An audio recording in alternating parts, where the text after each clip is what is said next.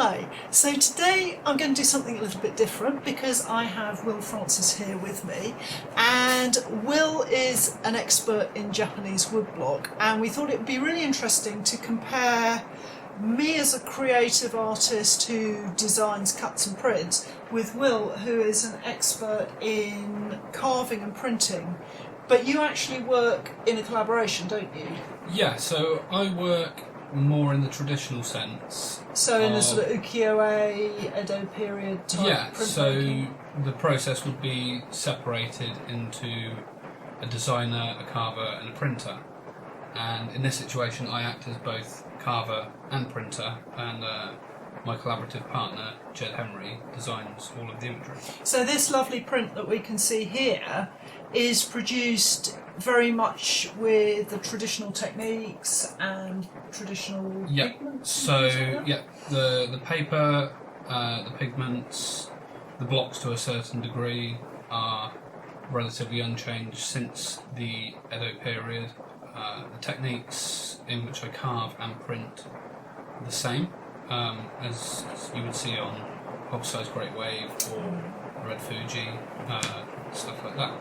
So you guys have been watching me develop a print, and you've seen that it's a very loose, organic process. I'm thinking I need another block and pulling another block in and cutting it, and I'm also working with lino instead. So I want to have a look at how Will works so that you can see the traditional process. So in terms of what you're cutting, it's very different from my Sheena plywood, isn't it? Yes, so we carve on Japanese cherry, or in certain cases North American cherry, like this. But you've made this, haven't you? 'Cause yes. you and your father have made. Yeah, so we've recently started making our own blocks, sort of out of necessity, with import and shipping being quite delayed or quite inconsistent in the current times. We've moved to making our own blocks. So the cherry that you're using, it allows you to cut beautifully fine lines here. Yes, and you can see quite clearly the two differences in the colour of blocks, and that's quite a good indicator when looking at the hardness of Oh really? So the darker is harder? Yes, so generally looking for a darker, more tighter grain is going to suit fine lines such as this key block, whereas a more porous block, which you could find a wider grain or paler heartwood would be more suitable for taking large colour impressions. Because one of the problems that I've had, and the reason that I've added lino to the print that I'm working on, is that I wanted a fine line block, but I'm working on Sheena, which is, it's actually, compared to cherry, it's really quite soft and woolly, and it's very hard to get like these glorious fine lines that Will's working with. If I just show you here an impression from this block, you can see these exquisite lines that he's got going on here. And I haven't got a hope of cutting lines like that in Sheena. I mean, would you expect to? You could to a degree. The real issue with carving very fine lines in Sheena is the softness in and around the edges of the lines. Over time, if you were to be pulling multiple editions, sort of running into the 300-400s, you would find that the edges of the Sheena would start to wear down very easily, and that's the main reason that we use a very hard block for key blocks, is we don't want to have to carve this block again. Yeah. Carving so colour it's blocks, durability. yeah, carving colour blocks and things like that is easy enough to do, so we can carve that multiple times if we need to over the years, whereas we would like as much as possible for this key block to stay with the print forever, for registration reasons, and also because it's generally the most complicated block to carve. Right. And the order in which Will is working is really different from the way that I'm working, and it's quite important, the difference. So for me, you will have seen from my films that the lino block, the very fine lino block, was like an afterthought. I hadn't even planned for that. I just thought that I needed it. And if you can hear thunder, I'm sorry, we're in a rainstorm at the moment. So I hadn't planned my very fine line block. I just thought I needed it, so I added it in. But the way Will works, the line block is absolutely crucial, and it's the very first thing that you do, isn't it? Yeah. So tell us through how that So works. the key block is the blueprint for the entire piece of work. So I'll receive this file from the designer. So it'll come literally as an email with an attachment. Yeah, with so it comes as a design. Photoshop file, and generally the colour breakdown is all within the file, but all I'm interested in at that point is this line block. That then gets pasted to the key block. So you print the file out onto a special paper? Yeah, so we have a piece of copy paper with a very thin Gampy tissue laminated to it with a repositionable spray mat. Now, I think that David Bull, who makes wonderful films on YouTube, he shows that whole process of how to make paper into the sort of paper you can put through a printer if you want to. So if you're interested in that, go and look at David Bull's videos, and I think you'll find out exactly how to do that. And that's where I learned, as far as I know, Dave pioneered that method. It's very hard to transfer a piece of Gampy to the block without warping the image, and once you've warped the image, then You've lost your registration. Yeah, it makes it very hard. So this key block is carved before absolutely anything else, and then, for example, of this print, there's 11 faces in total, so I'll take 11 impressions on the Gampy copy. So when you say faces, you mean colour blocks? Yeah, so faces, so there's 5 blocks front and back with one key block, so 11 yeah, I should faces just total. say that so that you see this. And that's quite a good example, because it's quite clear that once I've made all my colour separations, it's like a jigsaw puzzle. I'm just filling in the areas that need their colour. So for example, if this is going to be a pale blue, there's no pale blue needed on the rest of the block, so this is the only area that I would carve. So this is the wrong paper, right? This just happened to be paper that I had knocking around in the studio that Will has very kindly printed up his line block on. But if he were using Gampy, which is very thin paper, that's what you would be sticking face down to. And that's what you can see is left over. Yeah, you see how thin the of this Gampy block. is. Yeah. So you can sort of peel the edges up a bit very carefully, but it's very thin and it's very hard to handle without that lamination. So you can see here where Will's working how much of an area you've cleaned away around the block. So it's slightly different from me. If I grab my Sheena ply here, let's use my line block, you can see I've got quite a narrow bit there. Yeah. But I'm printing far fewer impressions than you are. Yes. So. Yeah, and the reason why so much is carved away is because, it's really personal preference. The general rule of thumb is 3 fingers width, and that's generally sort of to where it starts to bevel back up, and you want some surface for the paper to be able to hold itself. If there's no, if I'd carved all of this away, the paper would be flopping down and it'd be very hard to register. So generally, you'd like you to need keep a sort of bit. support bridge, if you like, to hold Whereas up in here doesn't matter too much, but most of all, it's because the type of barren I like to use is slightly larger. I use a 13.5 centimetre barren. Right. So that's larger than the ones that I would normally use if I grab. Yeah, I would say yours is I think that's probably 13 centimetres long, so isn't mine's it? very marginally wider. So when I'm taking the impression, I don't want to be sort of hitting this corner and creating a dent in the edge of the paper. And you use, this barren is a sort of,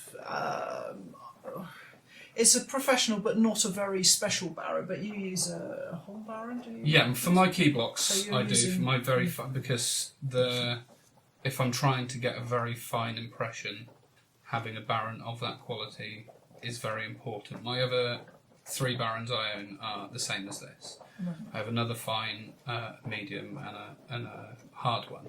Because I think it's worth explaining that when you're working in the kind of way that Will is, in this very traditional way, things like having the right Baron are critically important, because the better the Baron, the more feedback you get as you're printing. Definitely, especially on a key block where, as you can see, I've missed a corner here and things like that.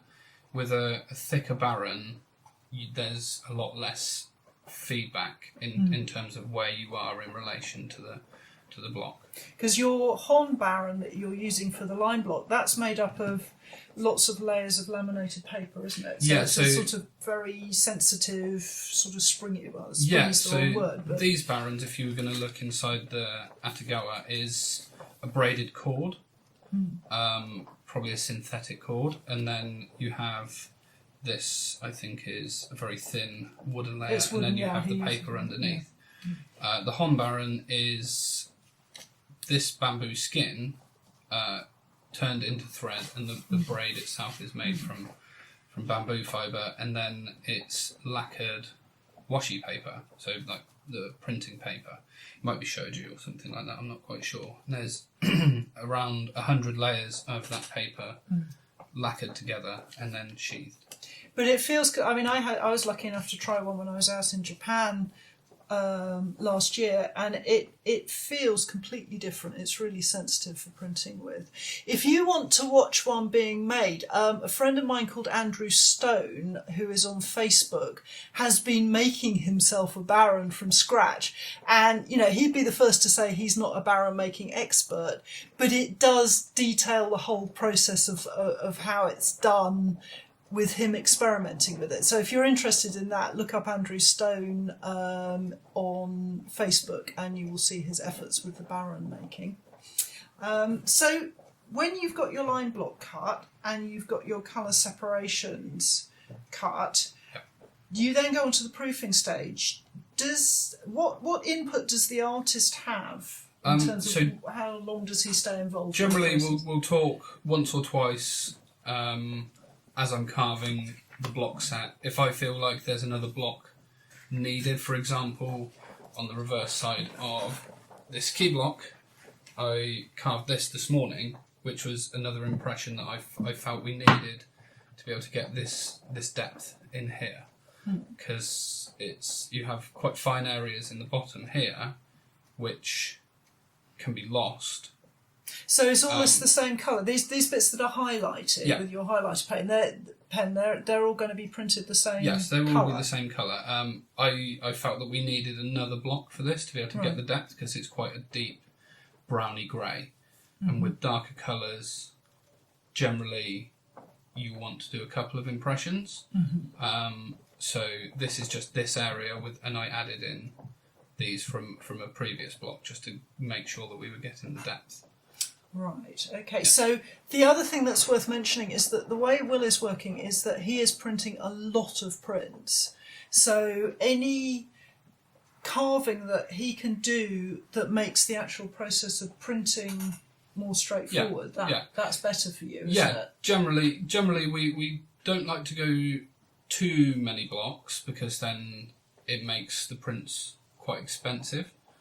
And sort of our ethos is to do quite a lot of prints for a very reasonable price. So generally our orders are anywhere between, or my batch orders are between 50 to 100 prints. So in terms of the way you're working, you might be printing 100, is that right? Yeah, so this one, as it's slightly larger, I'll be doing around 50. These smaller ones, they could be sort of 60 upwards, depending on how popular we might feel the image is going to be. And when you're printing, the idea is that each print is identical? Yes, yeah. Very, very different from me. So Will is printing in quantity, and each print must be identical. I am printing, if I addition, I'll be printing maybe 20 in total, and I don't have to make each print look identical. In fact, I may not even addition, I may print each print as a unique work, And that means that when it comes to printing, instead of having a kind of controlled process where everything has to be the same, I can print as many times as I feel like it, maybe more on one print, less on another, different colours. And I can go for, if I find my print and show you this very rough proof, I can go for sort of messing about with colour mixes and building up texture and stuff like that. Whereas Will is looking for, like, if he's doing a shading like this at the bottom, part of his skill as a printer is to control that so it's consistent. Yeah, and in the proofing process, so I'm working from a master of a Photoshop file, and colours that can be made digitally on a screen don't necessarily translate to the real world in terms of pigment application and stuff. So my first pass on a test proof will be to try and get as close as possible to the master, and then subsequent proofs after that, we might do 2 or 3 rounds of maybe 5 to 10, will be changing and adapting certain parts to make it work better as a print. So for example, on what looks like a darker blue here was a dark blue on the file, and it also covers this brown area to darken that up. All right, so the blue actually combines with the... That's how Jed had laid it out on a file, okay. and had used opacity layers and stuff to get that. Whereas when I was test printing, adding a pale indigo to that just muddies it up. So it actually worked out better to do a very pale grey layer to then just darken everything. Grey is generally a darkener that we use. Yeah, I mean, I've read about that in the sort of shin hanger printing. And they would do the grey multiple impressions of greys and browns and sort of tonal shades to make those prints, and they were quite interesting in the way that they almost worked similar to how you do. If they felt like they needed another block whilst they were printing, they would just ship it off to the carvers and say, carve this block here and just this area, and they would just... So shin hanger, just in case you don't know the term, it means new print, and I guess it's sort of, what was the period, sort of 20s through to... So it's, and it sort of boomed post-war when a couple of publishers really saw that they're... Sorry, I got the cat, hang on a minute. When the publishers saw that there was a... No, we don't need you in the... Go away.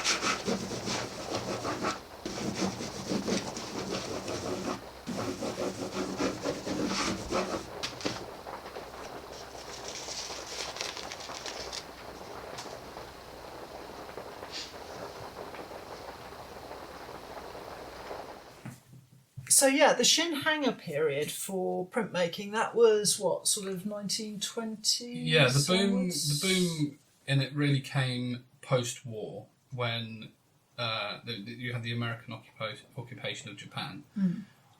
They started to get a lot of domestic tourism, a lot of Americans coming into Japan, and there's a few publishers that really saw an opportunity to capitalise on that. They noticed they had a window of a few years to really sort of make Well, their prints money. are the ideal souvenir, aren't they? Because they're lightweight, they're easy to send. Yeah, and there's the whole mysticism of Japan and Japanese culture and architecture and things like that. And there was also a lot of very skilled artists, designers and carvers and printers left that were very experienced but had no real work. So they were able to really put a concerted effort into creating very realistic looking prints. And that's where you see these very highly detailed, very complex They almost prints look like come from. watercolours, don't they? There's Yeah. that kind of Western watercolour approach. Yeah, a and bit you had a more. lot of those artists were predominantly watercolour artists that came from like the Ueno School of Art. So they were generally working from almost watercolour images as opposed to straight line work like you would have seen 100 years prior. They were much more influenced by French watercolour artists, and you can see that So in it's just the a light, different in the feel, dramatic yeah. lighting effects, and especially the Yoshida prints where you could have upwards of 40 or 50 impressions to get those really deep, like sunsets and the very dramatic different shadows. from your. Yeah. Our general aim is line and flat colour on white paper. That's not to mean that we don't occasionally venture into Shinhanga elements. This, for example, is much more in line with something like that. There's quite a few gradations in the final print in the top that sort of radiate out around from this lantern, which is much more in keeping with that. You wouldn't have So the generally sort of shading effects. And yeah, things. you wouldn't generally see something like that in an ukiyo-e print. They would have more. Ukiyo-e print is much more of a caricature of real life, whereas Shinhanga is more trying to replicate real life as much as possible. So I should say Shinhanga means new print, so it's a sort of break away from the more traditional style and approach. So I would say what I do is more in keeping with the third style of Japanese woodblock, which is creative printing. And that kind of appears in Japan. It's in sort and of around. overlaps, doesn't it? It runs parallel with the Shinhanga movement, and that was generally a group of oil painters and watercolour painters that had all graduated in and around the same sort of 10 years or so, and they were disillusioned with the sort of old tradition of making prints, and they wanted to go out and design, carve, print and publish all their own. And that's where you first saw a group of self-made artists creating prints in Japan. So as soon as you go into the business where the artist is designing, cutting, printing, kind of all rules go out the window in a way. I mean, obviously it's a process-led medium. You do have to do certain things for it to work at all. But when you get to that stage, you can work more flexibly like I've been doing, where I'm pulling a block in when I feel like it. I'm using wood grain in quite a random way, and I'm not printing a matching edition, I'm being more flexible. So there are very different styles. So what Will is doing is much more traditional and much more controlled. And you're also working with things like traditional pigments, aren't you? Yes, so as much as possible we make our own pigments. We either make them or we purchase the powdered pigment. But they're water-based, yeah, they're all water-based, and we break them down, we use a miller on them, and we either that or we create them from their natural source, be that ochre or cochineal or safflowers, stuff like that.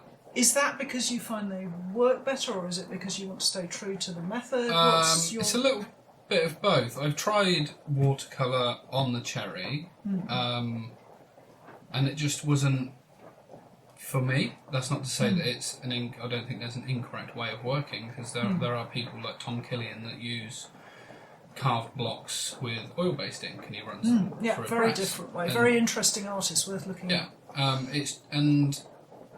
it lends itself to the process. I'm using cherry wood from Japan as much as possible. I'm using paper that's only ever been made for that purpose. So in my mind, it only makes sense to use pigments that were made specifically for that purpose. Everything is then contained within its own controllable bubble.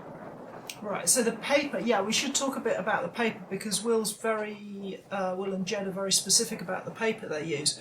I've talked a bit about washi paper, and I'm working with origami, and I'm using a machine-made bamboo washi for this print project, which is slightly different from what you're working with. Yeah, so I use a mulberry fibre Echizen Hosho that's been, I think that same workshop has been there since almost the Edo period, certainly a couple of 100 years, and that is one of the last surviving outlets for that type of paper. Mr. Iwano is designated a Japanese national living treasure, for better or for worse. So a real absolute washi expert, but not just that, an expert in printmaking paper. Yes, that paper has only ever been made to make prints with. Right. It's never been used for anything else. So it's been perfected. And this is that paper. Its sole use is to make prints with. It comes unsized, so we've had to learn how to size ourselves and work. So that's that out as we really go along. interesting because again, it requires like massive dedication because it's taken you a lot of testing and a lot of work to get the paper to exactly the right state for printing, hasn't it? Yeah. So usually or historically, that would have been the paper maker would make the paper. The publisher would then tell the sizing expert what prints, what types of prints were being made, and they would size it to those specifications. We don't have that luxury anymore. There's not really anyone left sizing, so I was fortunate enough to visit David Bull at the start of the year, and he taught me how to size. So when we say size, it's putting a layer of fluid on the paper, and that's a mixture of animal glue. You've got some, have you? Oh, fantastic! Thank you, Will. Looks like sugar, but it isn't. Lovely. Okay, so this is, I think. Is that fish? This is Nikawa glue. Nikawa. I'm almost certain this is rabbit hide glue. Alright, okay. And this is alum, crystallised alum. You can get this in big long sticks, and you can get this in quite large crystallised form. We just found that this works best. So this is melted down per litre of water, all the measurements have done. Very slowly cooked down, and then this is added to it, the alum is added to it at the end. But I'm right in thinking that sizing is really tricky because it's sort of the season that you do it in, how the paper wants it, how you want it to behave with the print. Yeah, so this is not a simple certainly thing. the most important thing is the weather and temperature in the season.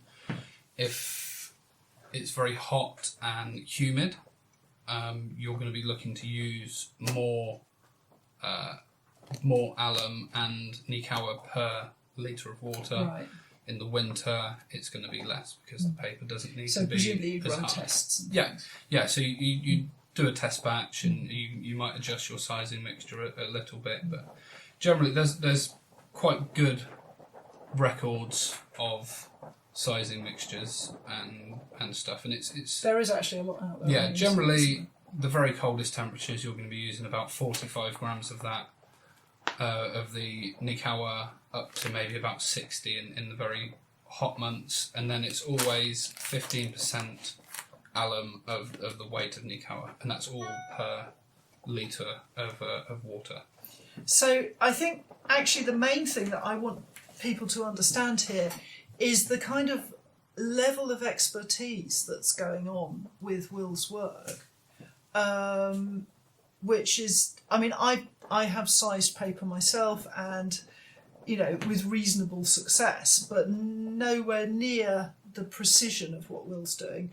And the paper that I'm working with on the project that I'm filming for this is ready sized. It's come and it's absolutely fine, and I can print straight away. So I think the takeaway is like there's a whole range, isn't there, of kind of levels of involvement, how deep you want to get into and this. I think Japanese printmaking inherently is a process of repetition with troubleshooting interspersed in each process. There's a lot of troubleshooting. But most certainly, once you get it to work, say you're making a print and you take an impression and it's very smooth.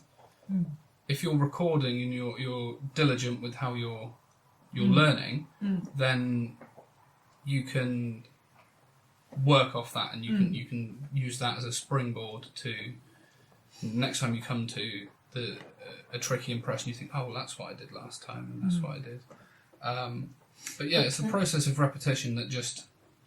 But it's also, I think it's really touchy-feely. You learn by practicing, and I can't emphasise that enough, because I teach a lot, and I get people who come to a 2-day workshop, and I can kind of start people on their journey, but that's like the very, very first step. That's nothing to what can be achieved if they stick with it and they practice. Yeah, well, that's what I did. I came to you and had a couple of lessons, and then I basically just sat in my room for 3 or 4 years, just carving and printing and being very confused.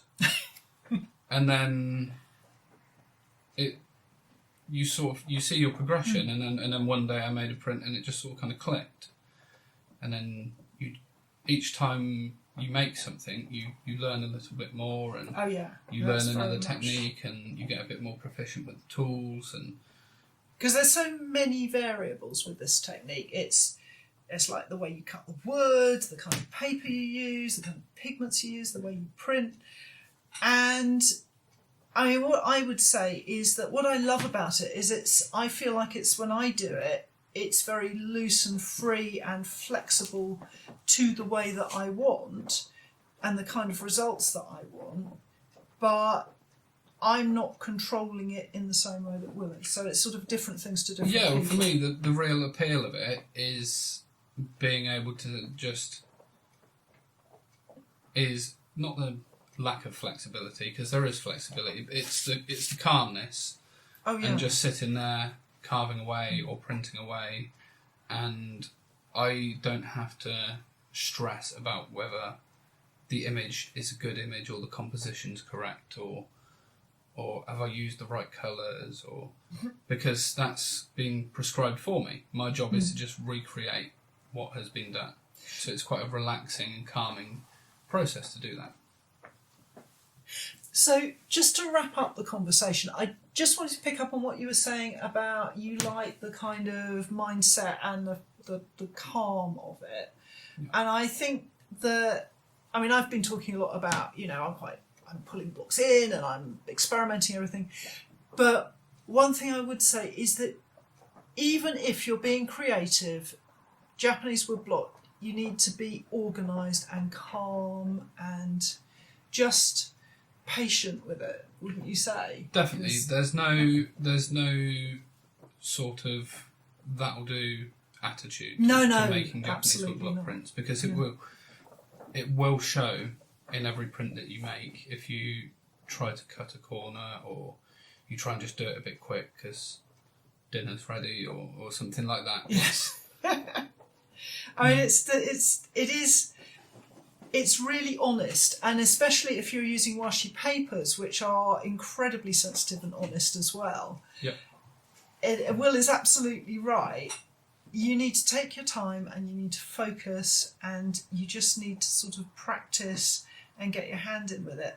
And there is great joy in that, isn't there? Yeah, There's definitely. a huge pleasure in doing it well. Because at the end, you can look at it and you can say, well, I've made every single part of that with my hands. And that's, for me, the real joy of making it, is to see a print and it's nice and clean and crisp and clear, and it looks like the original image that I've been given. That's the greatest pleasure for me, is being able to recreate a painting with my own hands. So I think that for me, very much the same about the end result. I like the end result to be technically as good as I can make it. I mean, obviously, the way that I work, there's the sort of creative element as well, but I'm always very keen, like Will, to sort of try and achieve the best. So it's been a longer film than usual, but I'm really grateful to Will. It's been fantastic to talk to him, and thank you very much for joining us, and I hope you'll join us again soon.